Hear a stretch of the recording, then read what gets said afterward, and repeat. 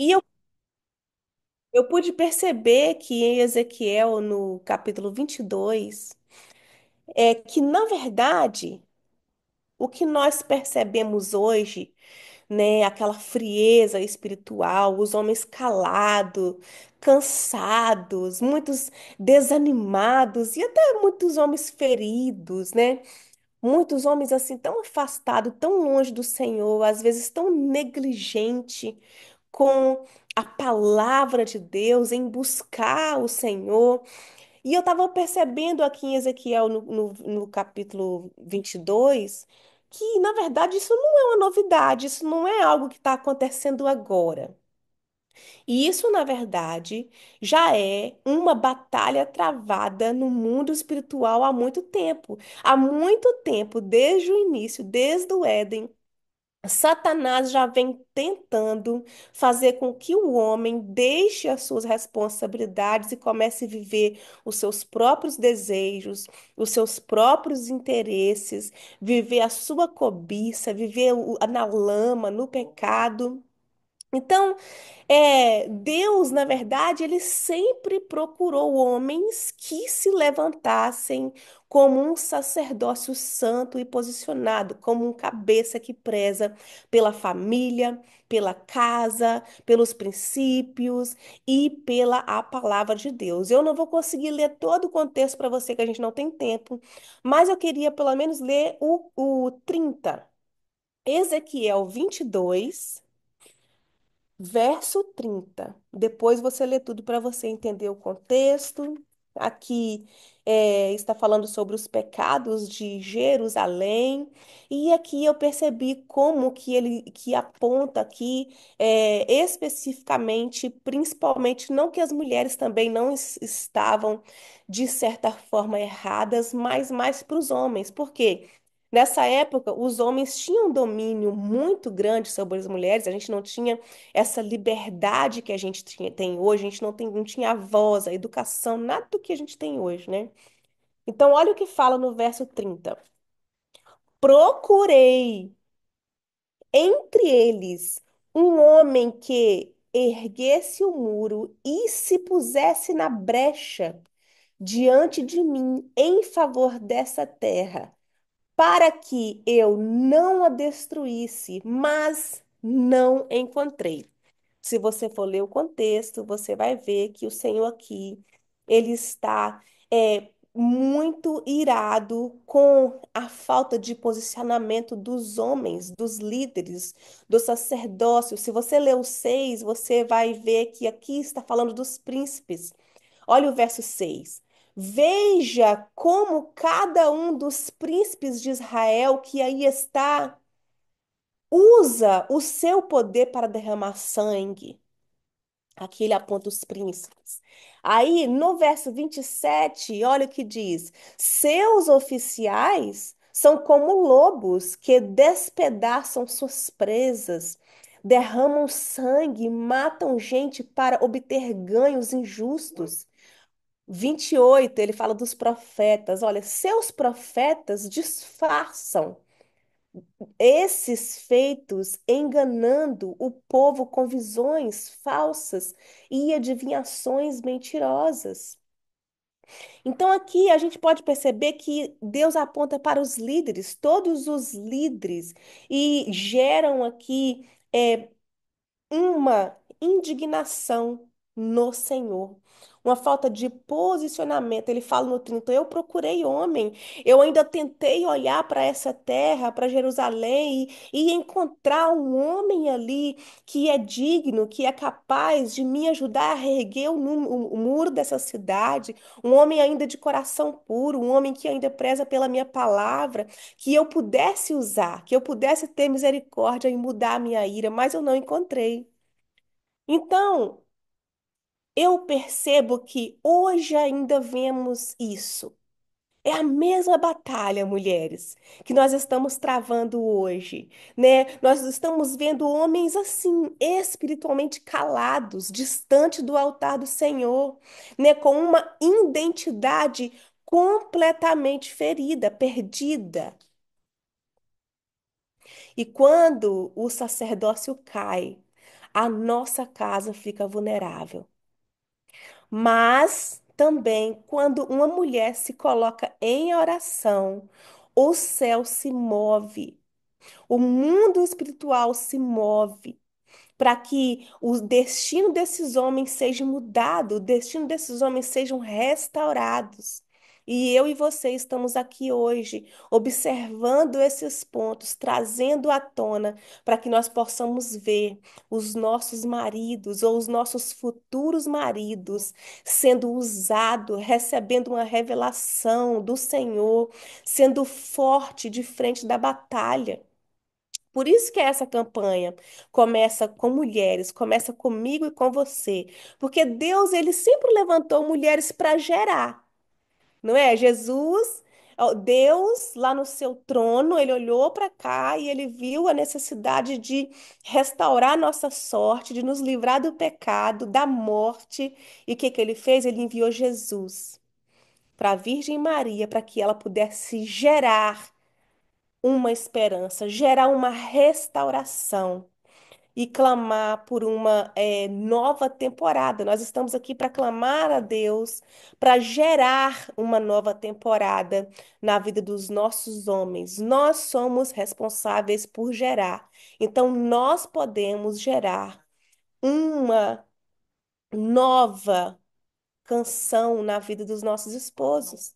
E o primeiro ponto que eu observei aqui nesse capítulo e estudando sobre o sacerdócio masculino é que o inimigo, ele ataca o homem para atingir a nossa casa.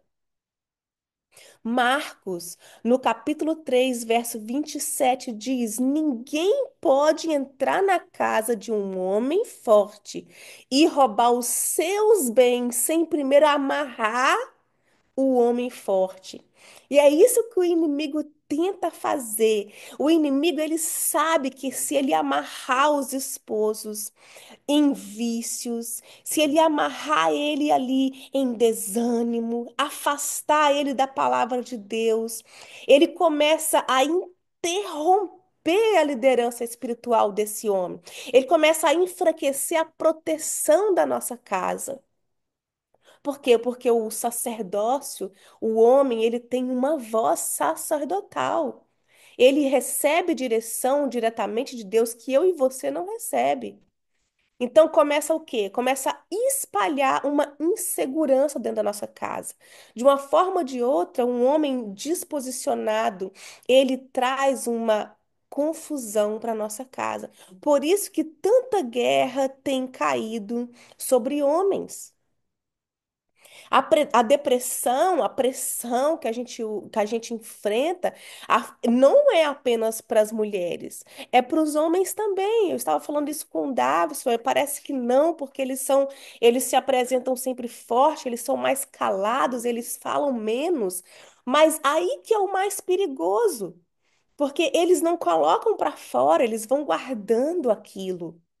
Então, existem sim muitos homens que estão vivendo depressão, estão vivendo ataque de pânico, mas calados, sozinho. E essa tem sido a arma de Satanás para trazer uma frieza espiritual e uma falta de identidade nesses homens. Mas ainda bem que Deus levanta mulheres como eu e você, para a gente poder desfazer essas armas através da oração. Então, nesse tempo, sabe, que você estiver orando, que você estiver batalhando, procure uma das nossas intercessoras, a Graciele, tá? Vocês não vê, mas eles estão orando, Graciele, Luana, Fernanda. Toda semana elas não são de fazer é, orações, grandes movimentos, mas elas estão orando. Elas estão toda semana, duas, três vezes na semana, separando um momento para orar. Não precisa falar o que é. Apenas peça, pega o telefone da Graciele, manda Graciele, ora para o meu esposo, fulano de tal, dá o seu nome. Para quê? Para que isso possa estar gerando uma força ainda maior, porque tem muitas batalhas que eu e você não iremos vencer sozinhas. E eu e você, muitas das vezes passamos por muitas coisas, muitos desafios calada, sozinha, porque são coisas tão íntimas que a gente não consegue expressar. Mas o Senhor sabe. O Senhor sabe da sua necessidade, então coloque ali o nome, peça oração ao seu favor, ao seu casamento. Se você não quer falar para a pastora, não quer falar para sua amiga, não quer falar para sua mãe, crie um vínculo com uma dessas mulheres, uma intercessora dessa, com a irmã Silvana, com a Jamile que está aqui. Amém? Deus, ele nessa campanha, eu acredito que Deus vai quebrar tudo que tem tentado amarrar os homens. É medo, é vício, é mentira. Gente, eu descobri algo assim tremendo esses dias. Tem hora que você ouve coisas, é uma coisa, mas quando você vê com seus próprios olhos, é completamente diferente. Você vê. Esses dias eu pude ver homens que mente, sabe? Homem que mente e de repente ele é pegado naquela mentira e ele simplesmente não quer ajuda. Por quê? Porque parece que vai pegando gosto para viver naquilo ali. Então eu não sei o que que tem amarrado talvez o meu esposo, o seu esposo. Mas eu creio que Deus vai incomodar eles nesse tempo, que se não for revelado a nós, mas que seja um encontro com o Senhor, para constranger e fazer com que esses homens se posicionem no secreto, que é muito melhor do que se posicionar para fazer as pessoas acreditar, né? Fazer a pessoa acreditar que ele saiu daquela fase. Muito melhor ele se posicionar com o Senhor e viver uma transformação verdadeira, que seja no secreto. Então, o segundo ponto é o sacerdócio começa no altar. Preste atenção nisso. O sacerdócio não começa no comportamento. O sacerdócio começa no altar. A gente quer apontar, a gente quer falar. Aí quando mais você fala, parece que pior fica, não é? Jó, no capítulo 1, no verso 5 diz: Jó levantava-se cedo para sacrificar e interceder por sua família. Antes de Jó ser um homem exemplar, ele já era um homem de altar. Então, homens hoje querem ser bons pais, bons maridos, bons trabalhadores. Eu tenho certeza que você tem um esposo que é trabalhador, que sustenta a sua casa, que sai, que busca. Mas muitos estão tentando tudo isso sem a presença de Deus, sem oração, sem uma porção da palavra. Aí o que que acontece? Acontece aquelas falhas. Por quê? Porque o coração, sem oração e sem a palavra de Deus, sem a presença de Deus, ele fica um coração endurecido. O ânimo acaba, a visão se perde e quem sofre com tudo isso é a família. É o filho, é a família, é a resposta ríspida que ele dá e ele nem percebe, porque ele tá tão, o coração tá endurecendo que ele nem percebe que aquela palavra, a forma que respondeu, a forma que agiu, o abraço que não deu, a atenção que não deu, a boa noite que não deu, a oração que não fez para a criança dormir, né? São pequenas coisas. Por quê? Porque a nossa alma, ela se corrompe com pequenas coisas, pequenas coisinhas que ferem nossa alma, né? É aquela agulhinha fininha, assim, que vão ferindo e se tornando algo grande. Então, a restauração do homem, preste atenção nisso, começa no altar. A restauração do homem começa restaurando o altar dele, e o altar dele começa sendo sustentado pelo meu e o seu altar. Eu vou repetir isso para você. A restauração do homem começa restaurando o altar dele. Então, como que nós vamos fazer com que os nossos esposos restaurem o altar dele? Começando com o nosso, sustentando o altar dele. Levantando o nosso altar, nós sustentamos o altar dele. Você está conseguindo me entender? Nessa campanha, nós vamos interceder para que Deus acenda o fogo espiritual dos nossos homens. O desejo de orar, a fome da palavra e do discernimento. Mas para isso, o nosso altar precisa ser levantado. Para isso acontecer, nós precisamos começar a fazer isso. Nós precisamos ter esse desejo de orar. Nós precisamos ter essa fome dessa palavra. Nós precisamos adquirir esse discernimento para que eles possam olhar para nós e reconhecer que nós somos mulheres de Deus e que Deus tem feito algo diferente através da nossa vida. Aleluias! Você percebe que enquanto nós estamos orando por alguém, orando por nossos entes queridos, Deus vai nos enchendo, Deus vai nos afiando. É como se Deus fosse nos colocando no nosso ponto de equilíbrio. É como se nós também fôssemos sendo colocados diante da presença do Senhor, voltando para o eixo. E o terceiro ponto que eu quero ver com você. Gente, meu tempo tá acabando. Tô igual a Fernanda hoje, tô falando muito. Terceiro ponto, quando o homem se levanta, toda a casa entra em uma nova estação. Ai, eu gostei tanto dessa série, essa série marcou a minha vida. E eu vejo que ela ainda está fluindo no nosso meio. Quando o homem se levanta, toda a casa entra numa nova estação. Atos, no capítulo 16, 31. Crê no Senhor Jesus e será salvo tu e a tua casa. É profético, é uma promessa do Senhor para as nossas vidas.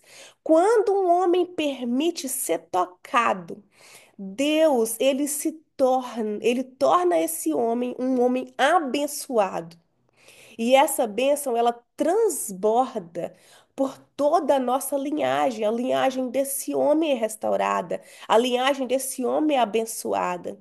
Então, quando o sacerdócio é restaurado, aí nós sentimos que a segurança da nossa casa volta, a paz volta, a honra volta, a direção volta.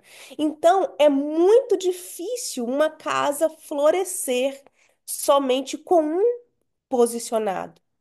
Não basta só a mulher estar posicionada, não basta só o homem estar posicionado. Nós precisamos lutar para que a nossa casa esteja com essas duas peças principal posicionada para que a nossa casa possa florescer. E o diabo, ele sabe muito bem disso. É por isso que ele vem tentando paralisar homens e mulheres de Deus. Mas Deus também sabe disso, sabe? Deus também, ele também não está surpreso com isso aqui nessa noite. Ele também sabe disso. E é por isso que ele está levantando eu e você, para que a gente possa liberar sobre a vida dos nossos esposos uma nova estação, sobre a nossa casa, um novo ambiente, uma nova casa, uma restauração, sabe? Então, que nessa campanha que nós possamos declarar sobre os nossos esposos, sabe, uma identidade restaurada, autoridade espiritual, sabe? Que eles possam de verdade conseguir viver uma pureza no coração deles, que eles possam ser fortificados assim emocionalmente, que a paternidade deles possam ser uma paternidade saudável e que o coração deles possam estar sensível ao Espírito Santo de Deus. Então, mulheres, para finalizar, Deus está chamando eu e você para estar na brecha. Ah, pastora, mas a gente já orou pelos filhos. Não, o ano está acabando, daqui a pouco tem Thanksgiving, vamos parar de orar um pouquinho. Nós não podemos parar de orar. Nós não podemos parar de orar porque é feriado, porque é Natal, porque é Ano Novo. A nossa casa depende de nós, da nossa oração. Nós precisamos nos colocar na brecha. Não para a gente controlar os nossos esposos, como eu falei no início. Isso aqui não é para Isso controlar, aí. é para apontar. Dá pra ver tudo lá naquilo. Tanto pra ver daqui. Mas é para que a gente possa gerar neles um avivamento através da nossa intercessão, sabe? Que esses homens possam ser batizados no Espírito Santo e que essa campanha seja um início assim de homens transformados. Em nome de Jesus, a gente está entrando nessa série, né? Que então a gente possa ver homens transformados, que a gente possa ver nossos lares mais fortalecidos, que a gente possa sentir assim os nossos filhos, a nossa família, a nossa casa mais protegida, não é? Não é isso que os nossos maridos traz para nossa casa, uma segurança, proteção, provisão, não é isso? Então, gente, não há nada mais recompensador, mais que traz mais essa sensação para o nosso lar do que ver os nossos esposos preocupados em buscar direção em Deus. Isso é maravilhoso. Então, eu quero crer com você que os nossos esposos irão ser cada dia mais tocados pelo Espírito Santo, que eles vão começar nesses dias a ter uma experiência com o Espírito Santo de Deus, porque existem coisas que não está no meu e no seu alcance, está no alcance do Senhor. E por falta de posicionamento de oração e intercessão nossa, não será que eles não viverão isso. Amém?